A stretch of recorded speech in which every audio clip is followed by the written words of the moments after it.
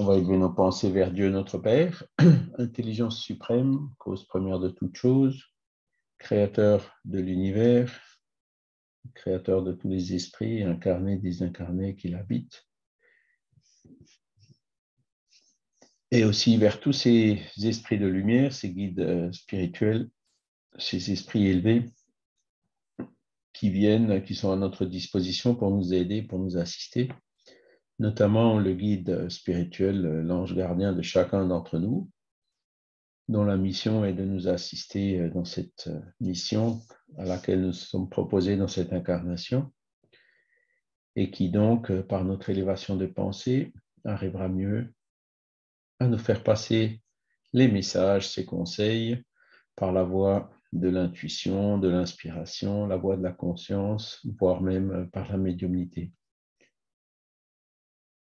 Nous remercions cette occasion que nous avons aujourd'hui de pouvoir être réunis, même virtuellement, pour pouvoir examiner un autre aspect de ce cours, qui est la loi divine, les attributs de la divinité. La divinité étant la clé de voûte de toute cette philosophie, de toute la nature, de tout l'univers qu'on peut observer autour de nous, que nous puissions bien comprendre ces enseignements, les mettre en pratique, les utiliser dans notre vie, et qu'ils puissent aussi être utiles pour les esprits qui pourraient nous accompagner dans nos domiciles respectifs, que ce soit de bons esprits, des esprits familiers ou autres, ou que ce soit des esprits qui cherchent plutôt à nous dévier de la route, de notre chemin, sur lesquels nous appelons la miséricorde de Dieu et auxquels nous rendons le bien pour le mal. Ainsi soit-il. Alors, donc, vous voyez tous mon écran? Oui. Donc, le programme, depuis janvier, depuis le module 1, le premier guide d'études. Aujourd'hui, donc, on en est au 6 mars, donc on en est au module 2. Après l'introduction à l'étude du spiritisme, on parle de Dieu. Et donc, la semaine dernière, on a vu quelles étaient les preuves de l'existence de Dieu. Et aujourd'hui, on va voir quels sont les attributs de la divinité. Et vous verrez, c'est comme la semaine dernière, ce sont des raisonnements assez logiques qui utilisent des notions et des axiomes qu'on utilise en général dans la science ou qu'on apprend au lycée dans les classes de mathématiques. Alors, voici le texte. Donc, Dieu qui est l'intelligence suprême et la cause première de toutes choses, c'est ce qu'on a vu la semaine dernière. On a vu donc que l'existence de Dieu découle de l'axiome qui dit il n'y a pas d'effet sans cause. Et donc, quand on voit tout ce qui existe dans l'univers, qui n'a pas été créé par l'être humain, entre autres, ça a été bien créé par quelque chose, et c'est ce quelque chose qu'on appelle Dieu.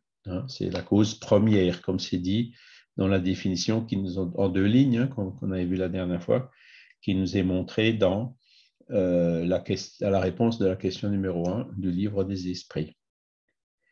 Et on avait vu aussi que cette notion de divinité, en fait, on la retrouve de tous les temps, donc que même les peuplades les plus anciennes, même dans la préhistoire, avaient un culte d'un être supérieur à l'humanité.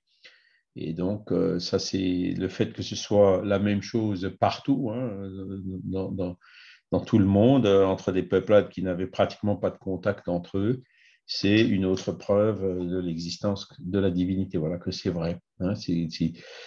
Ça découle en fait de cet instinct, d'un instinct de croire qu'il y a quelque chose de supérieur à l'être humain dans l'univers. Voilà, aujourd'hui, donc, on va voir les attributs de la divinité. Donc, c'est là où Kardec il a fait un pas. Donc, on peut comprendre Dieu comme étant l'intelligence suprême et l'infini. Suprême, ça veut dire infini, et cause première de toute chose, comme on l'a vu. Mais on ne peut pas connaître sa nature intime. La nature intime de Dieu, c'est quelque chose qui échappe à notre capacité de compréhension. Hein. Les esprits nous le disent clairement. On ne peut pas aller beaucoup plus loin dans ce domaine-là. Par contre, on peut réfléchir aux attributs de la divinité, hein, donc pour caractériser un peu mieux Dieu. Si Dieu existe, quels sont ses attributs? Et c'est ce qu'on va voir aujourd'hui. Hein. Et on verra donc aussi comment se manifeste la providence divine, hein, qu'on appelle la providence de Dieu envers ses créatures. Alors, donc on va prendre les attributs un par un. Donc le premier attribut, c'est Dieu est éternel, c'est l'éternité. Éternel dans le sens de dire qu'il n'a pas eu de commencement, qu'il n'a pas eu de fin. Hein. Parce que le mot éternel, quand vous regardez dans le dictionnaire, il est un peu ambigu.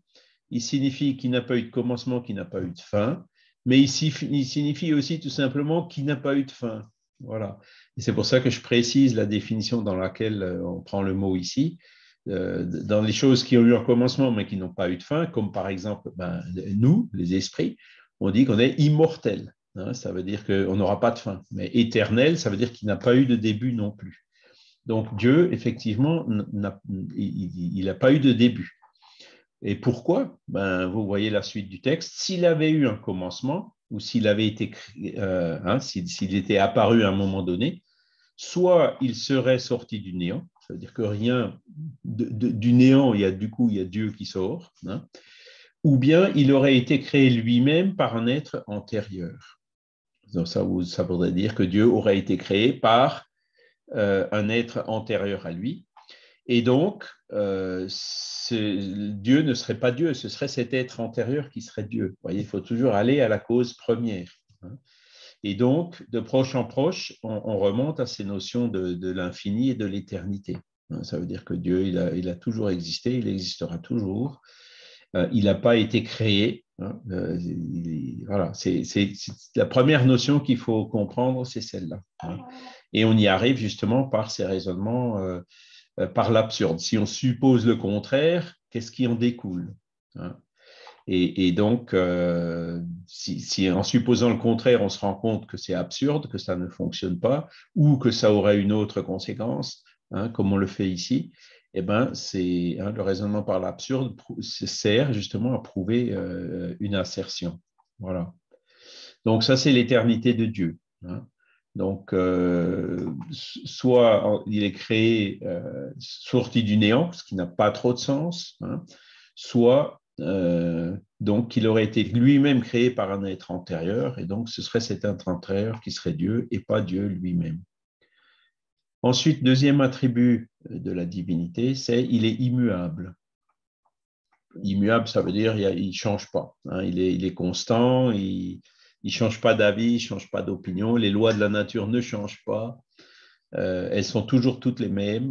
Notre compréhension de ces lois de la nature, elle évolue avec le temps, le progrès de l'intellectuel et la science, mais les lois de la nature restent toujours les mêmes. Et là aussi, le raisonnement consiste à dire, s'il était sujet à des changements, encore une fois un raisonnement par l'absurde, si on suppose le contraire, hein, les lois qui régissent l'univers n'auraient aucune stabilité, hein, alors que c'est l'inverse qu'on observe. D'accord? Donc, par là, on peut en déduire que Dieu, il est immuable. Donc, éternel, immuable. Voilà les deux premiers attributs.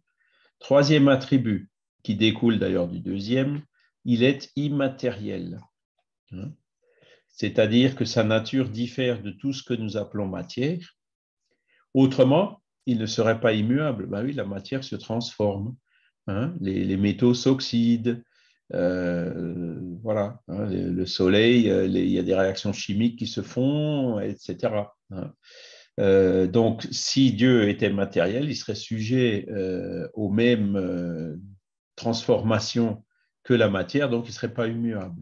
Donc, de l'immuabilité découle l'immatérialité. D'accord? Après, le quatrième attribut de la divinité, c'est il est unique.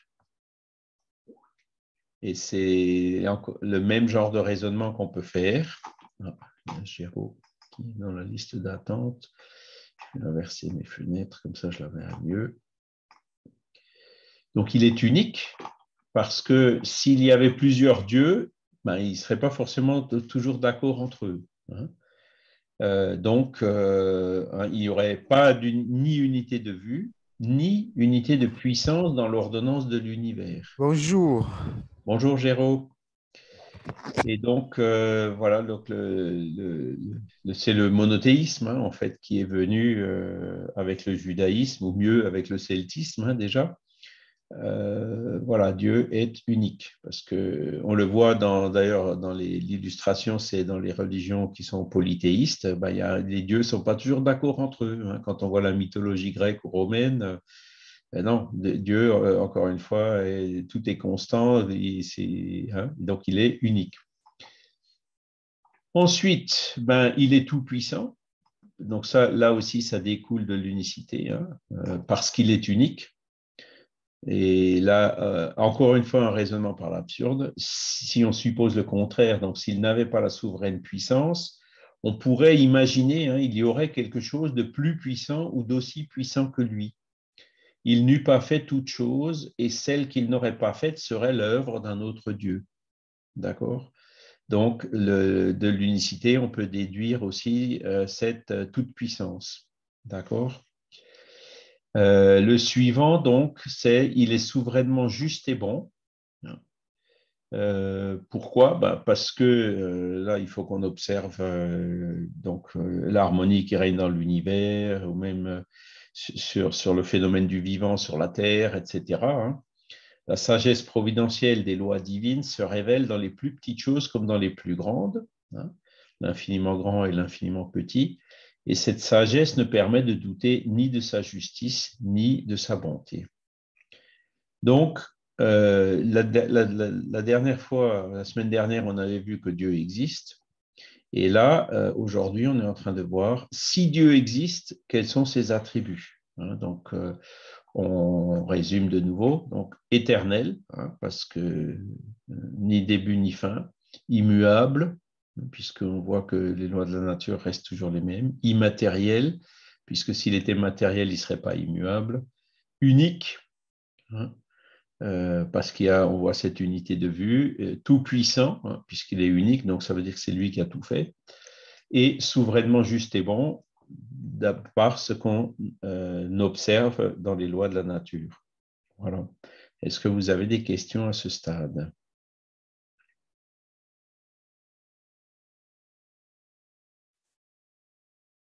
Donc, j'ai souvent utilisé cette expression raisonnement par l'absurde, mais là, vous avez, en fait, c'est dans les mathématiques ou même dans la physique, hein, qu'on utilise régulièrement ce genre de raisonnement. Pour prouver quelque chose, on montre que le contraire est faux. D'accord? Le contraire ne peut pas être. Et donc, ça prouve la chose qu'on veut prouver. Oui, Vincent? Nous, en tant qu'être humain, alors quand on croit aux thèses d'Alan Kardec, on a une vie après la vie. Donc on a une conscience qui perdure. Hein. Le corps meurt, mais la conscience perdure. Comment on peut se situer par rapport à ces attributs, par exemple, nous, en tant qu'être humain? Puisque on reste là. Est-ce qu'on est né à un moment donné? Est-ce qu'on mourra à un moment donné définitivement? On ne sait pas trop, là. Alors, c'est une bonne question. En fait, l'être humain, ou plutôt l'esprit, hein, notre esprit, il a été créé à un moment donné. D'accord. Alors là, c'est pareil, on ne sait pas exactement où, quoi, quand, comment. Est-ce que c'est la transformation ou l'humanisation d'un esprit qui était avant du règne animal? On ne sait pas. Là, on ne sait pas. La seule chose qu'on sait, c'est que l'esprit humain, il a été créé simple et ignorant. Ignorant, ça veut dire sans connaissance. D'accord? Donc, on a tous le même point de départ. Donc, c'est cet esprit simple et sans connaissance. Mais on a tous aussi une faculté qui s'appelle la perfectibilité. On a la capacité d'évoluer, d'apprendre. Donc, chacun, au début, bon, c'est plus de l'instinct que du libre arbitre. Hein, quand on prend l'homme préhistorique, par exemple, hein, on peut se projeter aujourd'hui c'était pas si vieux que ça, hein, c'était quelques dizaines de milliers d'années, hein, c'est rien du tout par rapport aux 4 et quelques milliards d'années de l'existence de notre planète. Donc, on peut se projeter en arrière pour voir, ben, voilà, l'homme préhistorique, il vivait dans des cavernes, il était plus gouverné par l'instinct, mais on voyait déjà des signes d'intelligence. Il se regroupait, il inventait des outils, des armes pour chasser, pour se nourrir. Il a inventé le feu, il a inventé la roue, les arts hein, qui se sont développés avec les dessins dans les cavernes, etc. Donc là, on a une image de qu'est-ce que c'est qu'un esprit simple et ignorant, hein, mais qui est perfectible, c'est-à-dire qui a ce potentiel d'évoluer. Voilà. Donc ça, c'est notre début. Et donc nous sommes effectivement immortels. Alors on entend dans certains courants spiritualistes les expressions du genre seconde mort. Mais bon, il faut voir ça plutôt comme quelque chose de symbolique qu'autre chose. En fait, notre esprit évolue de façon indéfinie. Aujourd'hui, on voit là aussi, ben, quand on regarde les grands missionnaires qui sont venus sur la Terre, comme Jésus, comme Bouddha, comme Krishna, comme Mahomet, comme Gandhi et d'autres, hein, des esprits qui sont beaucoup plus évolués que nous. Ils sont passés par le stade simple et ignorant et puis par le stade où nous on est aujourd'hui et ils sont arrivés beaucoup plus loin. Hein. Et donc, nous aussi, un jour, on arrivera à ce niveau d'évolution-là. Après, il y a des esprits qui sont encore plus évolués qu'eux. C'est-à-dire l'évolution de l'esprit, elle est infinie. Et là aussi, on peut le comparer un peu mathématiquement comme une courbe qui se rapproche de son asymptote, hein, qui va vers l'infini en se rapprochant chaque fois plus de l'infini, c'est-à-dire de la divinité, mais sans jamais l'atteindre. Donc, voilà d'où on vient et où on va. Hein. Donc, contrairement à la divinité, on a eu un début, mais d'un autre côté, on n'aura pas de fin et on évoluera de façon indéfinie. Et donc, ces esprits-là, après, ben, participent à la création. Hein. C'est ce qu'on appelle la co-création. Et donc, il y a la littérature spirit, hein, à la fois Kardec, mais aussi la littérature de Chico Xavier, hein, nous explique que ben, ces esprits-là, en fait, ils aident à la création, c'est-à-dire la formation, par exemple, du système solaire, la formation de la Terre, l'apparition de la vie sur la Terre, etc. Même encore aujourd'hui, hein, il y a des esprits qui s'occupent des végétaux, des animaux, etc. Hein. Et donc, ces esprits, en fait, avec leur évolution, ben, ils participent à cette création divine. Ils deviennent en quelque part des ouvriers hein, de la divinité dans la création. Voilà comment on peut le présenter. Alors, Kardec le détaille bien, pareil dans le livre des esprits, hein, quand il parle du monde des esprits, les différentes catégories de mondes habités, quand il parle des purs esprits, donc les fameux mondes les plus évolués qui soient, ben c'est le genre d'information qu'on peut trouver dans ces chapitres-là. Charles?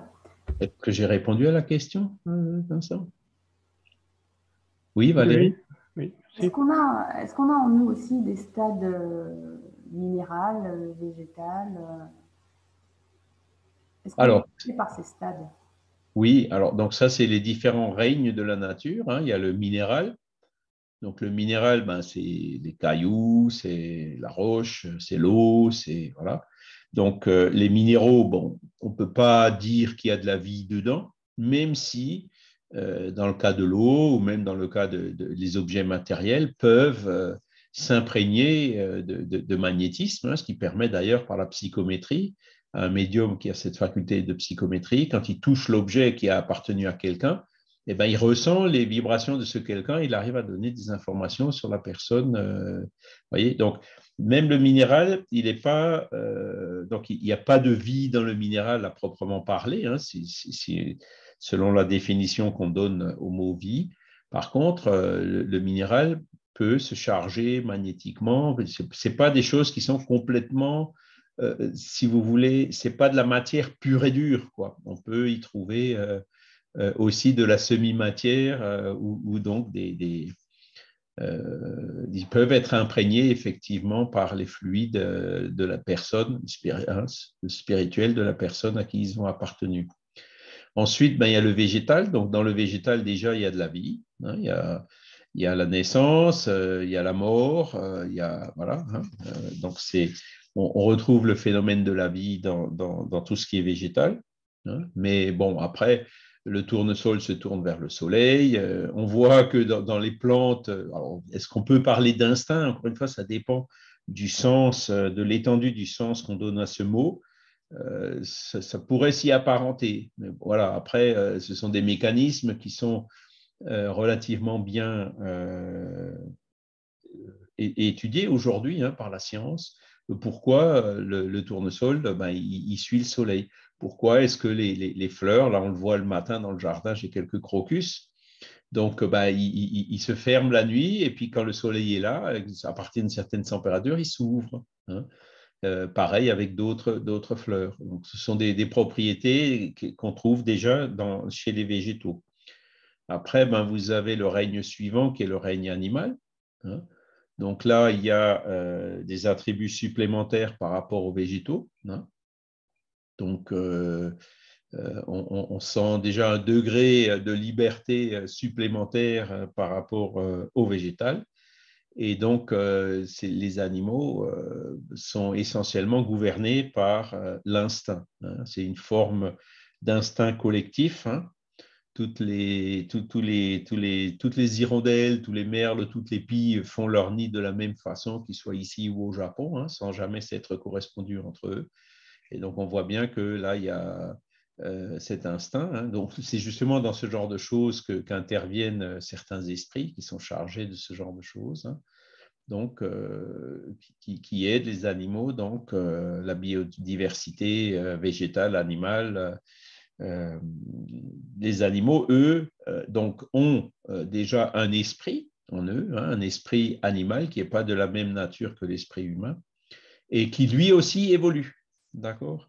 Alors après, c'est pareil. Est-ce qu'on peut dire que dans une plante, il y a un esprit? Ça dépend encore une fois de ce qu'on attache, dans le sens qu'on attache au mot esprit, mais si on utilise le mot esprit dans le sens qu'on connaît selon la philosophie spirit, on dirait non, dans l'animal, il y a pas, dans le végétal, pardon, il n'y a pas d'esprit. Par contre, il y a du fluide vital. Hein, sinon, il y aurait pas sans fluide vital, il n'y a pas de vie. Hein. Alors que dans l'animal, déjà, il y a un esprit.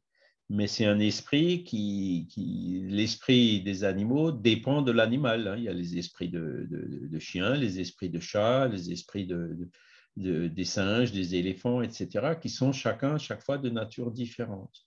Et l'esprit humain, pareil, il est différent, sa nature, elle est différente de l'esprit animal, hein, puisque l'animal n'a pas encore, hein, ou du moins ça commence à se développer vraiment tout doucement chez lui, de liberté, de libre arbitre, hein, comme à l'être humain. L'animal, il est gouverné par les instincts, donc même l'être humain a toujours encore des instincts, hein, la peur, l'instinct de préservation, de conservation, etc.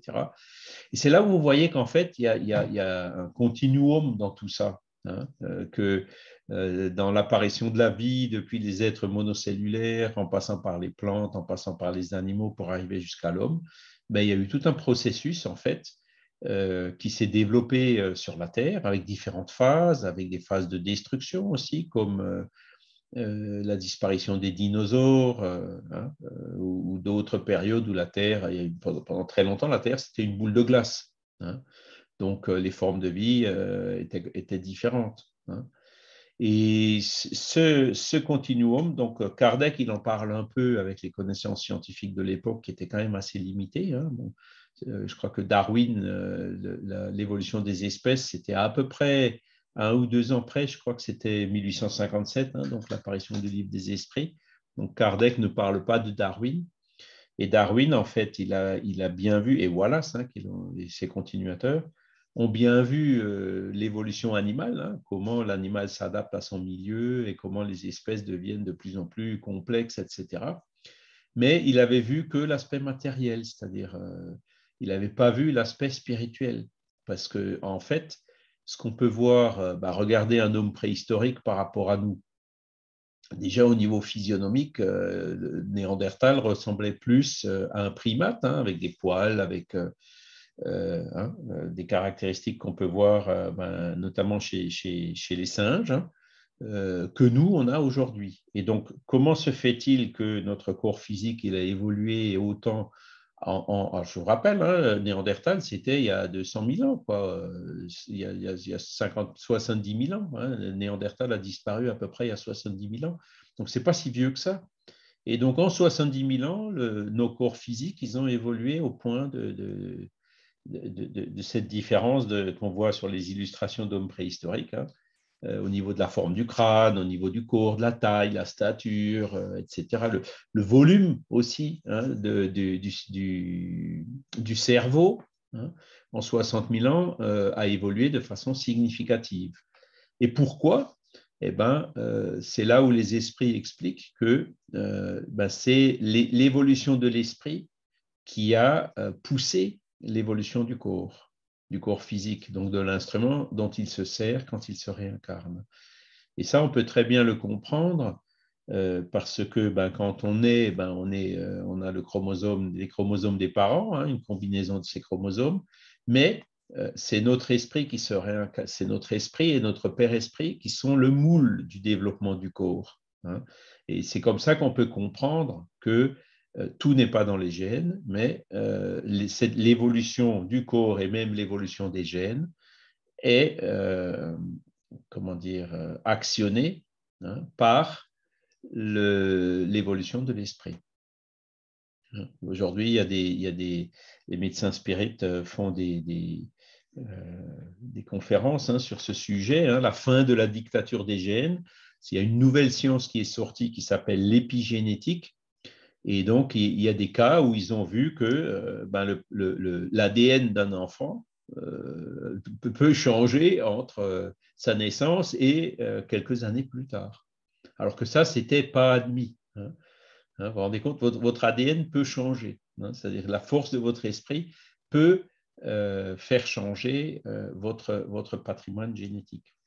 Et l'épigénétique étudie aussi des questions comme telle personne, elle a tous les gènes pour avoir telle maladie héréditaire, hein, mais ne l'a pas. Hein. Et pourquoi? C'est parce que là aussi, c'est la présence de l'esprit qui fait que, malgré la prédisposition, cette maladie, elle est inhibée grâce à la force de l'esprit qui y habite.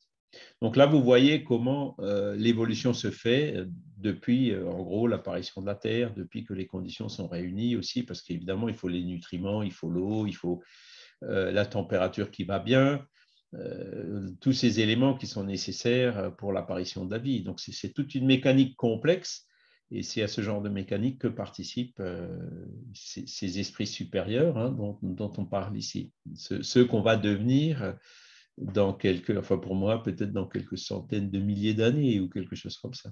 Voilà. Oui, Patricia? Oui, j'avais une question par rapport aux animaux, parce que j'ai lu hier dans le livre des médiums, dans le chapitre Évocation des animaux, que les esprits des animaux ne sont pas des errants, en fait. Il n'y a pas d'esprit d'animaux errants. Ils se réincarnent, enfin, l'esprit est utilisé tout de suite pour autre chose. Enfin, Oui. moi, je pensais qu'il restait aussi dans le monde des esprits, quoi, dans le monde Oui, alors, spirituel. en fait, c'est toujours la même raison, hein, comme ils sont gouvernés par l'instinct, à la fois incarné, il y a aussi un instinct quand ils sont désincarnés.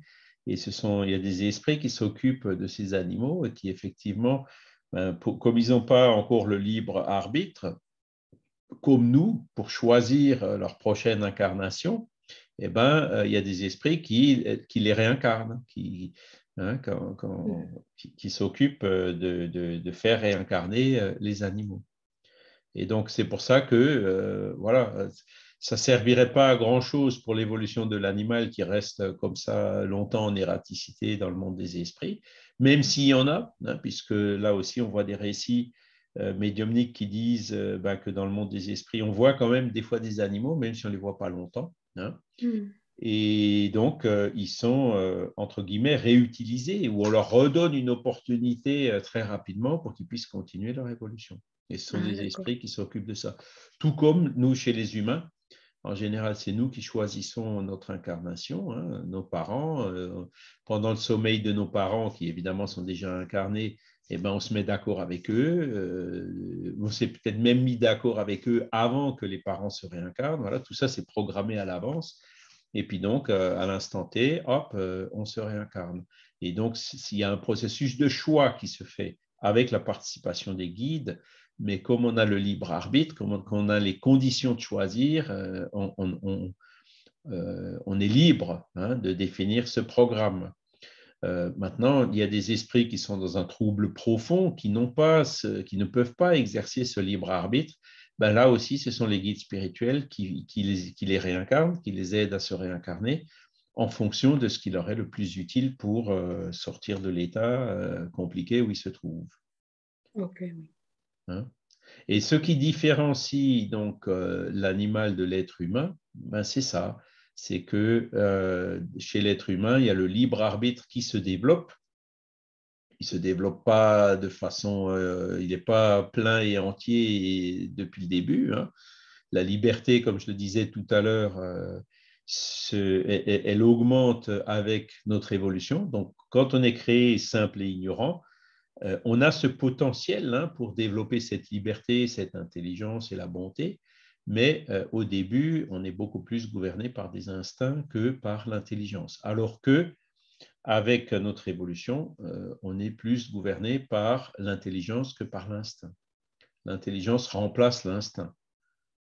Je vais redonner l'exemple simple que je donne souvent, c'est quand il y a une explosion ou un feu devant vous, vous partez en courant. C'est l'instinct de préservation qui vous fait partir. Par contre, le pompier, lui, ou le militaire, le cas échéant, lui, il sait ce que c'est, il a étudié la situation, il sait ce qu'il faut faire, il sait comment y remédier, il sait comment y faire face. Donc, lui, il ne partira pas au courant. Au contraire, il vient pour essayer de lutter contre l'incendie. Donc, chez lui, l'intelligence a remplacé l'instinct de préservation. Voyez ? Et c'est comme ça que petit à petit, notre libre arbitre se développe. On est de moins en moins. Plus on évolue, plus l'instinct diminue, sans pour autant disparaître, hein, complètement, et plus notre liberté augmente. Hein. Et l'autre difficulté dont on parlait tout à l'heure, hein, c'est trop de liberté chez des personnes qui ne sont pas assez évoluées, c'est dangereux. Hein, ça ne fonctionne pas. Ils ont vite fait d'aller envahir, empiéter sur la liberté du prochain. Hein, c'est l'anarchie, on comprend qu'il faut un certain équilibre et que la vraie liberté, elle, ne se conquiert qu'au fur et à mesure de l'évolution. Et c'est ça, cette liberté, qui distingue l'animal de l'humain. Même si chez l'animal, on commence à voir quand même des signes d'intelligence. Il y a des animaux qui, pour casser des noix, ils prennent une pierre, donc ils ont un outil, hein, pour casser la noix, pour la manger. On voit que chez des animaux, de plus en plus, hein, surtout les animaux domestiques, alors, on peut parler de liberté, on peut parler de sentiments. Voilà, ce sont des embryons de ces choses-là qui viennent et qui montrent bien que l'esprit des animaux évolue et que autant l'homme, comme le disait Fatima Medjahed dans une conférence qu'elle a donnée il y a à peu près 1 an, l'homme se divinise et les animaux s'humanisent. Maintenant, de dire que, moi, dans ma vie passée, j'étais un chien et puis j'ai évolué pour devenir un humain, c'est une vision qui est trop simple. Ce n'est pas comme ça que ça se produit. On ne sait pas, mais c'est probablement pas comme ça que ça se produit. Il y a un processus d'évolution qui se fait. On a une infinité de mondes dans l'univers. Voilà, je pense qu'on a une bonne image de comment ça peut se produire quand on voit l'apparition de l'homme sur la Terre, avec les études préhistoriques, hein, comment des primates se sont humanisés. Et on comprend d'autant mieux quand on lit le dernier chapitre de la Genèse de Kardec, ou alors des livres comme Vers la lumière de Chico Xavier, où donc on voit qu'il y a des esprits qui sont venus d'une autre planète plus évoluée, se réincarner dans les corps de ces primates pour les faire avancer. Voyez. Et c'est ce qui explique, vous avez un livre de Yehuda Harari, qui est un scientifique israélien, hein, qui s'occupe justement de l'étude de la préhistoire. Alors, je ne sais plus si on appelle ça ethnologue ou anthropologue, enfin, voilà. Et donc, il parle comment il dit ça, d'une révolution cognitive. Hein. Entre 200 000 ans avant notre ère et 70 000 ans avant notre ère, il y avait Néandertal et Cro-Magnon qui coexistaient sur la Terre, et c'est Néandertal qui dominait. Hein. Il y a eu des croisements entre eux. Mais d'un coup, en quelques années, enfin en un millénaire à peu près, Cro-Magnon il s'est développé de façon à ce qu'il a complètement, c'est lui qui est devenu dominant et il a fait disparaître Néandertal. Hein. Et donc cette révolution cognitive, il l'explique par, ben oui, c'est effectivement à ce moment-là qu'on voit des signes religieux, ils se regroupaient entre eux, ils s'unissaient, ils se tendaient la main au lieu d'être des tribus isolées. Ils s'unissaient pour être plus forts ensemble. Il commençait à y avoir des bribes d'organisation sociale, si vous voulez. Et lui, il dit, ben, ça s'est fait en 1000 ans par rapport à une échelle de 200 000 ans, donc il ne comprend pas pourquoi, en si peu de temps, cette révolution cognitive qu'il appelle, hein, donc la cognition, l'intelligence qui s'est développée, elle a pu se produire. Et nous, Spirit, ben, on peut avoir des éléments en disant, ben, il y a 70 000 ans, il y a certainement des esprits qui sont venus se réincarner dans Cro-Magnon et donc qui sont venus apporter leur évolution intellectuelle d'un autre monde qui peuvent expliquer ce genre de choses. Voilà. Et donc là, vous voyez, alors pour revenir au sujet d'aujourd'hui de la divinité, c'est que les esprits, en fait, même nous, on est quelque part déjà des co-créateurs, à notre niveau, évidemment. Et donc, cette évolution infinie des esprits se fait effectivement dans un sens croissant de l'évolution, au point où ben, tous ces bons esprits très élevés, ils participent en fait à la création. Ce sont les ministres de Dieu, ou je crois qu'on peut les appeler comme ça. D'accord? Alors, la deuxième partie donc, du cours d'aujourd'hui, après ces attributs, c'est la providence. Donc, la providence divine, Dieu, on a vu qu'il est omniprésent. Hein? Il est tout-puissant, donc il est partout. Hein? Donc, Dieu est partout, il voit tout, il préside à tout, même aux plus petites choses. Et c'est en cela que consiste l'action providentielle.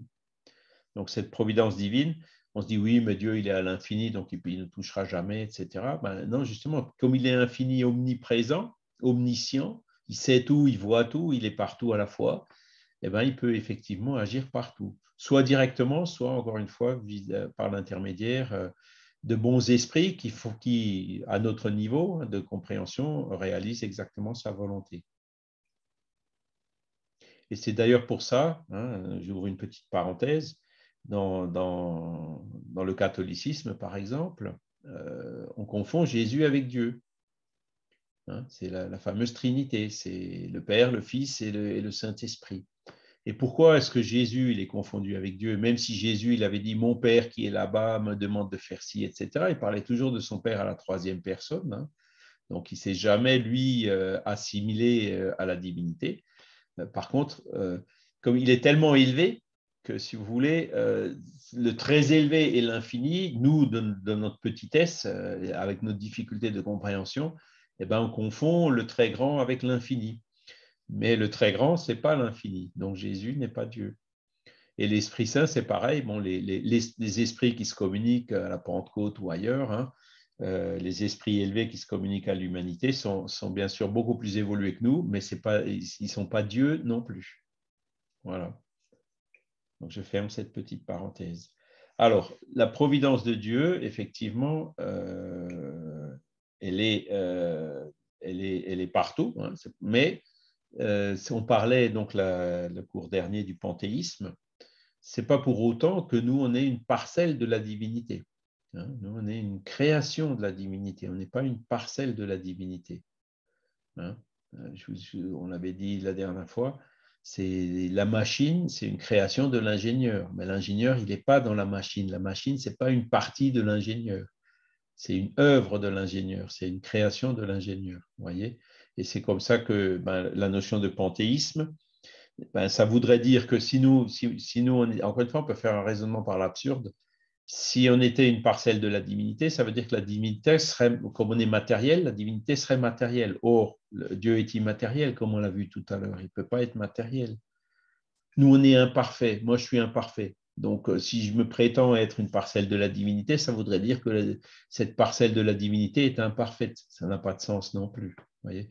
Bon, ce sont des notions un peu complexes, mais qu'on peut déjà comprendre et auxquelles on peut déjà répondre par le genre de raisonnement qu'on vient de faire. Et donc, toujours dans la Genèse, hein, il y a chapitre 2 de la Genèse parle aussi de Dieu. Hein, donc, les principales références de ce cours, c'est les 20 premières questions du livre des Esprits et le chapitre 2 de la Genèse, hein, où Kardec développe cette idée de divinité.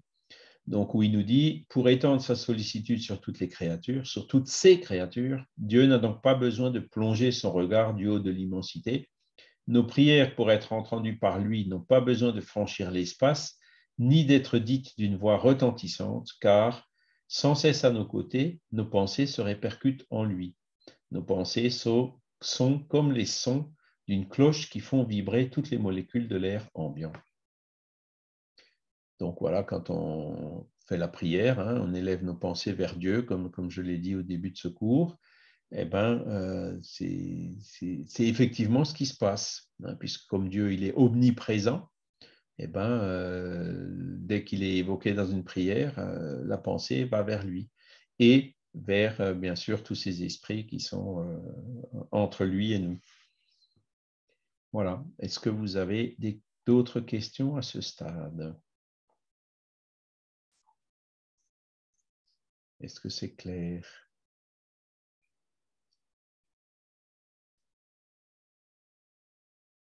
Alors, on va regarder un petit peu le détail du guide et du cours. Et donc, on rappelle que le degré d'intelligence qu'on a aujourd'hui est limité, donc on ne peut pas comprendre la nature intime de Dieu. Hein, ce n'est pas possible.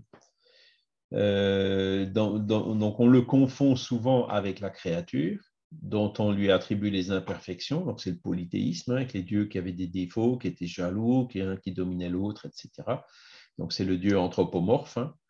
Mais à mesure que le sens moral se développe, hein, on comprend mieux les choses et on se fait une idée plus juste de la divinité, comme celle qui est présentée, par exemple, dans le livre des esprits que Kardec nous a codifié avec l'aide des esprits qui sont venus donc lui donner un coup de main.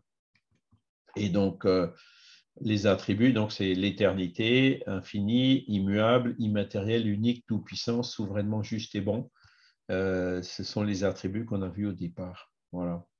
Et même là, les esprits supérieurs disent, oui, à votre point de vue, oui, ça donne déjà une bonne idée, mais ça ne donne pas une idée complète. Voilà. C'est là où il faut rester humble. C'est pour ça que beaucoup de gens disent, ouais, le spiritisme répond à tout. Moi, je dis toujours, non, je proteste, le spiritisme ne répond pas à tout. Le spiritisme répond à beaucoup de choses qu'on peut comprendre, mais les choses qu'on ne peut pas comprendre, ce n'est pas le spiritisme qui va y répondre. On n'en est pas encore là, ça viendra peut-être un jour, mais pour l'instant, c'est ce qu'on a. Alors, si on veut aller plus loin, et beaucoup de gens, beaucoup d'auteurs sont allés plus loin, ils se sont perdus. Hein. Je vous parlais la dernière fois de l'omnithéisme, hein. Je pense que personne ne connaît, M. Arthur d'Anglemont, plusieurs livres, vous pourrez les trouver à la Bibliothèque nationale de France, hein. Peut-être sur l'encyclopédie Spirit, je ne suis pas sûr. Et donc, il y a des pages et des pages et des pages qui essayent de philosopher sur la nature intime de Dieu, mais bon, voilà. C'est-à-dire, on se perd dans les pensées de l'auteur et c'est très, très, très compliqué à suivre son raisonnement. Et au bout d'un certain temps, on se dit, mais est-ce que ça sert vraiment à quelque chose? Vous voyez, bon, pourquoi pas un jour, hein, mais aujourd'hui, on n'a pas besoin de savoir tout ça. La certitude de l'existence de Dieu et la connaissance de ses attributs dont on vient de parler, ça suffit. Vous voyez, par exemple, bon, quand vous avez une personne qui souffre, qu'est-ce qu'on peut lui dire pour l'aider, cette personne? Parce que la personne, souvent, elle est révoltée, elle dit « Pourquoi moi? C'est pas juste, etc. » Bon, alors on connaît la loi de cause à effet, on sait aussi que la souffrance, ça nous oblige à nous remettre en question, que quand tout va bien, on ne fait pas d'efforts, alors que quand on souffre, on fait plus d'efforts, que ça nous aide à évoluer, etc. Mais un raisonnement qu'on peut faire, c'est de dire, oui, mais tu dis que tu souffres par la faute, tu n'as pas de chance, ou parce que Dieu est injuste ou partial. C'est là où il faut dire stop. Non, c'est Dieu, il est infiniment juste et bon. Donc la souffrance, elle a forcément une cause qui est juste. La souffrance ne se produit pas par hasard, par la faute, tu n'as pas de chance, ou par une partialité de Dieu. Ce n'est pas possible. Hein, c'est en contradiction avec cette notion, hein, avec ces attributs qu'on connaît de la divinité.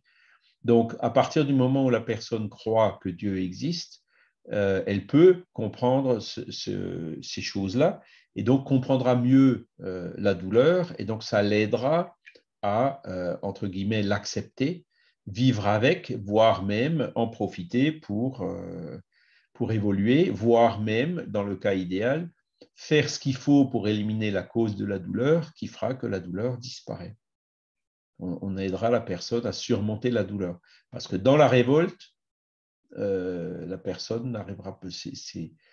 On n'en sort pas. Hein, ce n'est pas dans la révolte qu'on arrivera à sortir de ce genre d'épreuve.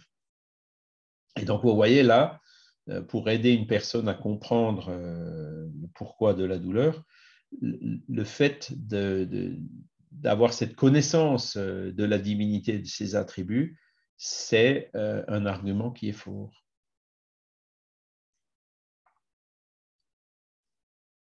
Alors, la suprême, oui, ça on l'a vu, hein, l'intelligence de l'homme qui est bornée, il est éternel, on l'a vu, il est immuable, donc vous voyez, ça il développe un peu plus. Hein. S'il est immuable, il est immatériel, hein, parce qu'il n'est pas sujet aux transformations de la matière. Hein. La main de Dieu, l'œil de Dieu, la bouche de Dieu, voilà, ben, ce sont c'est des termes de comparaison qu'on utilise, c'est des images. Hein. Le Dieu anthropomorphe, ben, ce n'est pas ça. Hein. C'est pour ça qu'il a demandé qu'est-ce que Dieu et pas qui est Dieu, hein, comme je vous l'ai dit la semaine dernière.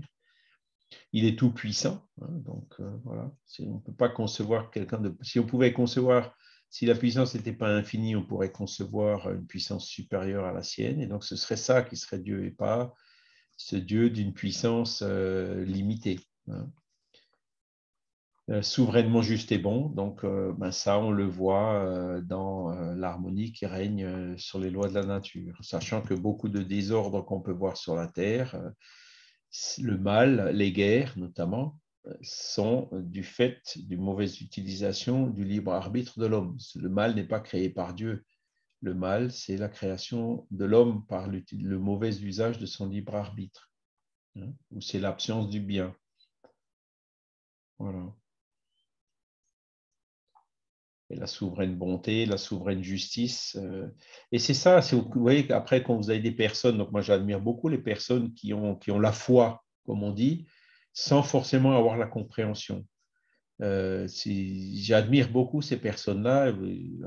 J'en connaissais mon grand-père, par exemple, hein, qui était vraiment une personne magnifique. Je souhaite à tout le monde d'avoir un grand-père comme ça.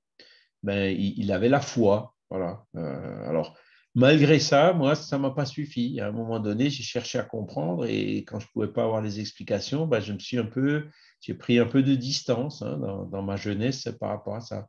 Et c'est que après avoir lu le livre des esprits, hein, ces 20 premières questions, je me dis, ah, ben, effectivement, là, maintenant, je comprends mieux. Hein. Et donc, que cette foi innée ou aveugle qu'avait mon grand-père, mais qui était quand même admirable, s'est transformée en moi-même en foi raisonnée. Hein, j'ai d'autant mieux cru que c'était en harmonie avec ce que croyait mon grand-père et que cette fois-ci, il y a des éléments et des arguments logiques qui permettent de le comprendre. Voilà. Alors après, l'infini, évidemment, on ne peut pas l'augmenter ou le diminuer. L'infini, c'est l'infini. Hein. Voilà. L'unicité de Dieu, voilà, c'est là encore. En fait, tout le raisonnement, en fait, il est là. Hein. Vous pourrez le suivre dans le cours. Hein. Donc, c'est Kardec développe dans ce chapitre 2 de la Genèse tous les arguments qu'il apporte dans les premières questions du livre des Esprits. Voilà. L'existence de Dieu est constatée par le fait de ses œuvres, hein, et par déduction logique, on arrive à en déterminer ses attributs.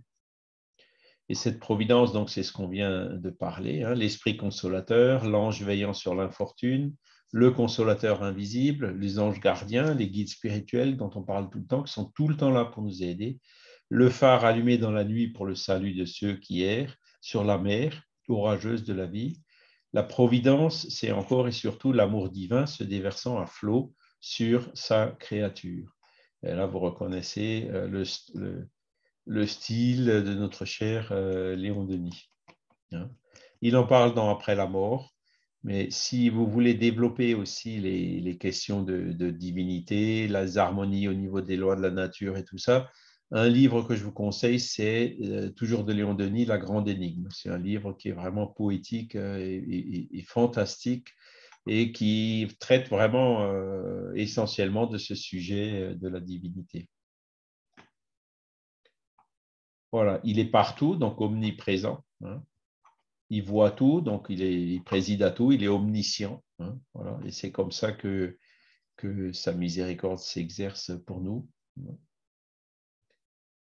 Nous sommes aussi ainsi constamment en présence de la divinité. Il n'est pas une seule de nos actions que nous puissions soustraire à son regard. Alors, vous voyez, quand vous avez un enfant qui fait quelque chose de pas bien, ou un enfant, même un adulte, je me souviens d'une personne qui disait « Ah, si tu fais ça, Jésus, il va se fâcher. » Non, ce n'est pas la bonne réponse. La meilleure réponse, c'est « Dieu le voit. » Vous voyez, Dieu le voit. Parce que c'est ça, en fait, qui se passe. Hein. Il n'est pas fâché, Dieu, quand il voit le mal. Il ne peut pas être fâché, ce n'est pas possible. Hein. C'est pour ça aussi que Dieu ne pardonne pas. Pour pardonner, il faut être offensé. Est-ce que Dieu peut être offensé? Non, il ne peut pas être offensé. Donc, de dire que Dieu pardonne, c'est encore une fois une vision humaine, anthropomorphe, quoi. Le pardon de Dieu, il est inclus automatiquement dans son infinie providence et miséricorde. Vous voyez? De la même chose quand on dit Dieu punit. Alors ça, malheureusement, il y a plusieurs fois cette expression de façon assez claire dans le livre de Kardec. Et c'est un des points de forme, hein, qui pose le plus de difficultés. Hein. Il y a certaines personnes qui n'acceptent pas les livres de Kardec parce qu'ils voient des dieux punis, Dieu châtie, etc. Et c'est là aussi où il faut comprendre, ce n'est pas Dieu qui punit. Les lois de la nature sont là, elles sont faites, elles sont immuables, c'est les mêmes pour tout le monde, personne n'y échappe. Et la punition de Dieu, quand on se tape sur le doigt avec un marteau, c'est qu'après, ça fait mal. Voilà ce qu'on appelle la punition de Dieu. Mais en fait, c'est tout simplement la loi de cause à effet, les lois de la nature, les vaisseaux sanguins qui sont endommagés dans le doigt, les terminaisons nerveuses qui sont soumises, et c'est pour ça qu'on a mal. Donc, ce n'est pas Dieu qui punit, c'est tout simplement l'application des lois de la nature de façon extrêmement juste, uniforme et de la même façon pour tout le monde. Vincent? Ouais, pour rebondir un petit peu sur ce que tu dis, quand un enfant fait quelque chose qui n'est pas bon pour le bien commun, pour la communauté, on peut lui dire aussi qu'il n'est pas cette chose, il n'est pas cette mauvaise action. Parce que lui dire qu'il est cette mauvaise action, c'est l'enfermer dans une chose qui ne peut pas progresser. C'est vrai. Lui dire qu'il a fait une mauvaise action, mais qu'il n'est pas cette chose, ça lui permettra par la suite de ne pas s'identifier à étant une personne mauvaise. Voilà. C'est juger et culpabiliser, en fait. C'est ça. C'est pas les bonnes attitudes non plus. Mais le fait de dire Dieu le voit, avec les enfants, ça marche relativement bien. Hein. Même bon, s'ils sont très capricieux, évidemment, ils ne vont pas réagir tout de suite, mais ça va quand même. C'est une petite graine qu'on aura semée dans leur esprit. Voilà. Alors, le don d'ubiquité, hein, l'omniprésence, hein, c'est une caractéristique qui déroge par rapport à notre espace-temps. Hein. On sait très bien qu'on ne peut pas être à la fois ici et Jupiter. Vous ne pouvez pas parler au téléphone avec quelqu'un qui est sur Jupiter. Ça ne fonctionne pas. Hein. Pourquoi ça ne fonctionne pas? Parce que les ondes, hein, pour arriver jusqu'à Jupiter, il leur faut quelques heures. Et ensuite, une fois que le correspondant l'a reçu et qu'il veut nous répondre, il faut encore attendre autant d'heures pour que ça puisse revenir. Vous voyez? Donc, l'ubiquité, pour nous, incarnés, ne fonctionne pas. Par contre, pour les esprits, ça fonctionne. Hein.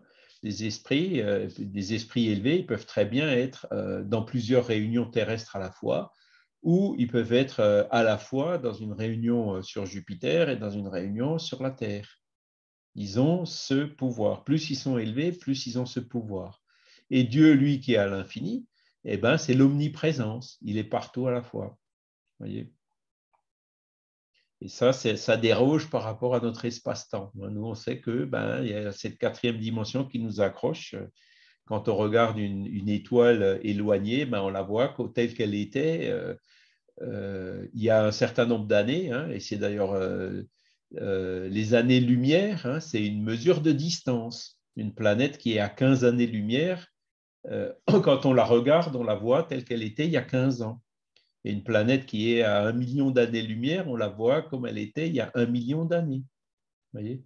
Donc, si ça se trouve, ce soleil, c'est déjà cette étoile, hein, elle est déjà éteinte aujourd'hui, hein, mais on la voit comme elle était il y a 1 million d'années, donc on la voit encore allumée. Et le jour où on la voit s'éteindre, ça voudrait dire qu'elle s'est éteinte il y a 1 million d'années, hein, si la distance qui nous sépare, c'est de 1 million d'années de lumière.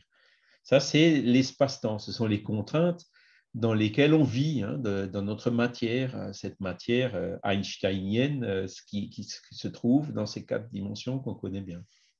Mais les esprits ne sont pas dans ces 4 dimensions. C'est pour ça qu'aussi on dit Dieu est immatériel. Il ne peut pas être matériel parce que tout ce qui est matériel ne peut pas être omniprésent.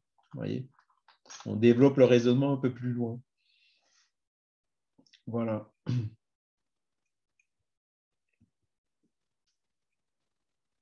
Voilà. Après, donc il y a cette providence divine, mais on a quand même notre libre arbitre. Hein. Toutes nos actions sont soumises aux lois de Dieu. Il n'en est aucune, quelque insignifiante qu'elle nous paraisse, qui ne puisse en être la violation. Si nous subissons les conséquences de cette violation, nous ne devons nous en prendre qu'à nous-mêmes, qui nous faisons ainsi les propres artisans de notre bonheur ou de notre malheur à venir. Donc ça, c'est la phrase qui illustre notre libre arbitre. Hein, c'est un des attributs que Dieu nous a donnés. Et si, la souffrance est souvent la conséquence de notre libre arbitre. Quand on mange trop, après on a mal au ventre. Quand on ne fait pas attention et qu'on tombe, hein, comme moi l'autre jour, on se fracture le poignet, ça fait mal. Voilà, là aussi on parle de violation de la loi divine. Bon, allez, on peut mettre une autre expression là-dessus, on peut dire c'est quelque chose qui n'est pas en harmonie avec les lois de la nature. C'est pour le cas du poignet, une contrainte mécanique qui est supérieure à la résistance de l'os. Vous voyez, hein, comme vous avez une barre en bois, si vous exercez une contrainte, la barre en bois finira par casser. Donc on voit là derrière, ce sont les lois de la nature qui s'appliquent. Hein, et donc la violation qu'on parle ici, c'est quand on utilise notre libre arbitre pour faire des choses qui ne sont pas en harmonie avec ces lois de la nature, on en subit les conséquences. Alors après, quand on fait les choses en harmonie aussi, on en recueille les fruits. Hein, ça fonctionne dans les deux sens. Nous sommes les propres artisans de notre bonheur ou de notre malheur à venir. Aujourd'hui, on est ce qu'on a fait hier. Si aujourd'hui on est malade, on souffre. Moi, dans mon cas, j'ai eu un cancer, etc. C'est lié à ce que j'ai fait hier. Par contre, ce que je fais aujourd'hui, ça va déterminer ce que je serai demain. Si je continue à porter tort à mon père esprit, par exemple, quand je me réincarnerai la prochaine fois, j'aurai encore une fois des prédispositions, des maladies ou des cancers ou autre chose. Si par contre aujourd'hui je fais attention, dans ma prochaine vie, je n'aurai plus ce genre d'effets, ce genre de conséquences. Voyez. Donc, il ne faut pas trop s'attacher au passé. Le passé, il est ce qu'il est. Aujourd'hui, on en subit les conséquences. Bon, il faut les assumer. Il ne faut pas rejeter ça sur la faute à pas de chance ou à la divinité. Il faut dire non, c'est mon propre œuvre à moi. Mais aujourd'hui, je m'efforce pour travailler pour être meilleur demain. Et c'est comme ça qu'on évolue. Les épreuves de la vie représentent les soins de Dieu pour tous ses enfants, nous offrant des occasions bénies de progrès spirituel, comme nous l'explique le bienfaiteur Emmanuel. Alors, moi, le cancer que j'ai eu, ça m'a énormément aidé.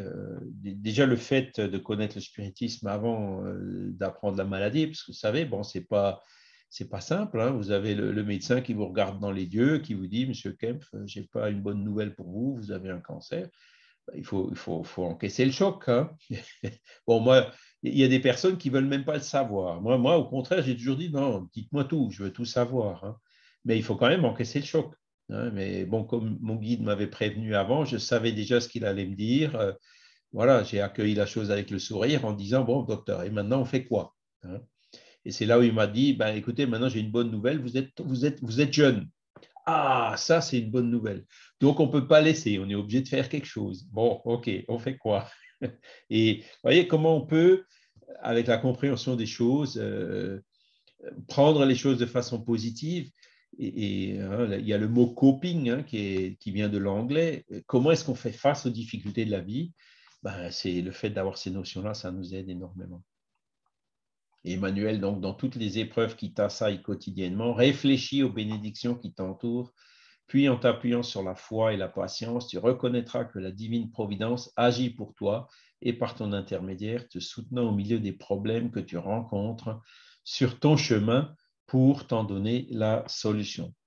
Eh oui, ça, donc là vous voyez, donc on reconnaît le style d'Emmanuel, hein, un style entre guillemets un peu religieux, mais religieux rationnel, si vous voulez, hein, et qui nous explique la même chose.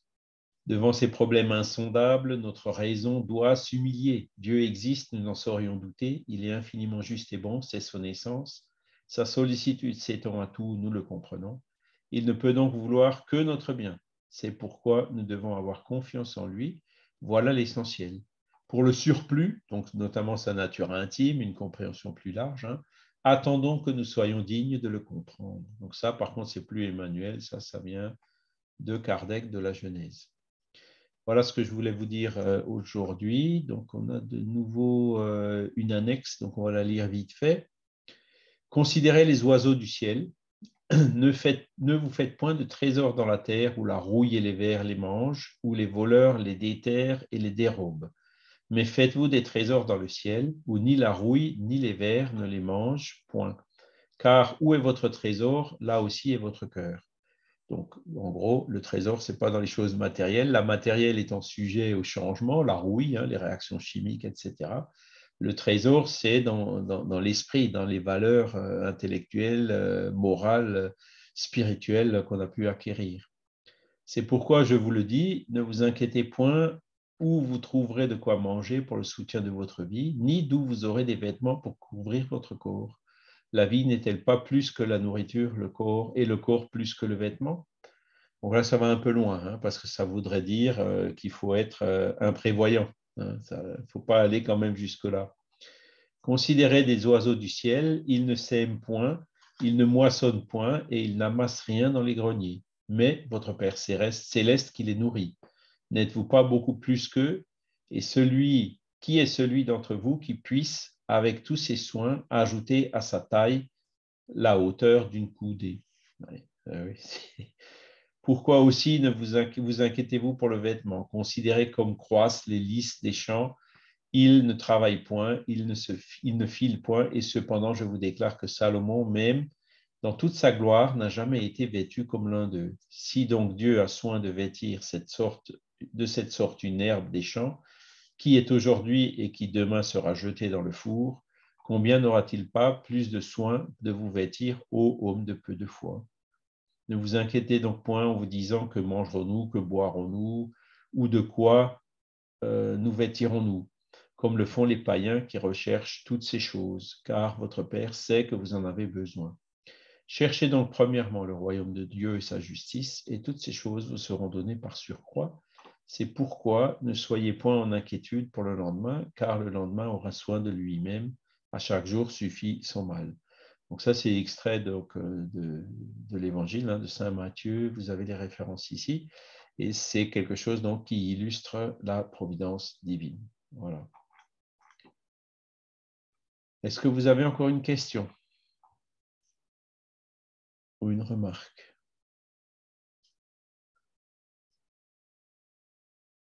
Non, ben, s'il n'y en a pas, j'espère avoir été clair.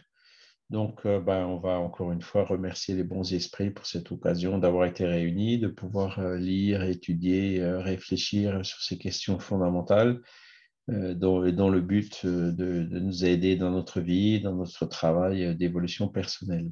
Voilà.